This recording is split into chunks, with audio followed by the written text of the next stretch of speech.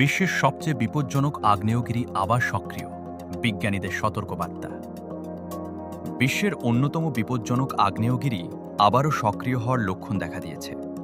সাম্প্রতিক সময়ে আগ্নেয়গিরিটির আশপাশে অস্বাভাবিক ভূমিকম্প, ভূপৃষ্ঠের পরিবর্তন এবং গ্যাস নিঃসরণের পরিমাণ বেড়ে যাওয়ায় উদ্বেগ প্রকাশ করেছেন বিজ্ঞানীরা। বিশেষজ্ঞদের মতে এই আগ্নেয়গিরির ইতিহাস অত্যন্ত ভয়াবহ। অতীতে এর অগ্ন্যুৎপাত আশপাশের এলাকায় ব্যাপক ক্ষয়ক্ষতি ঘটিয়েছিল। হাজার হাজার মানুষকে নিরাপদ স্থানে সরিয়ে নিতে হয়েছিল, আর ছাইয়ের মেঘ আকাশ ঢেকে ফেলেছিল কয়েকশো কিলোমিটার এলাকা। বর্তমানে বিজ্ঞানীরা ২৪ ঘন্টা পরিস্থিতি পর্যবেক্ষণ করছেন।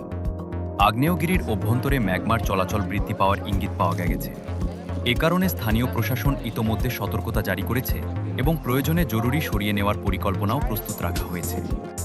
স্থানীয় বাসিন্দাদের সতর্ক থাকতে বলা হয়েছে এবং গুজবে কান না দিয়ে শুধুমাত্র সরকারি নির্দেশনা অনুসরণ করার আহ্বান জানানো হয়েছে। যদি অগ্ন্যুৎপাত ঘটে, তাহলে তা শুধু স্থানীয়ভাবেই নয়, আন্তর্জাতিক পর্যায়েও প্রভাব ফেলতে পারে। বিমান চলাচল, আবহাওয়া এবং পরিবেশের ওপরও এর প্রভাব পড়ার আশঙ্কা রয়েছে। প্রকৃতির এই শক্তিশালী রূপ আবারও মনে করিয়ে দিচ্ছে, মানুষ যতই উন্নত হোক না কেন, প্রকৃতির সামনে আমরা এখনও অনেকটাই অসহায়।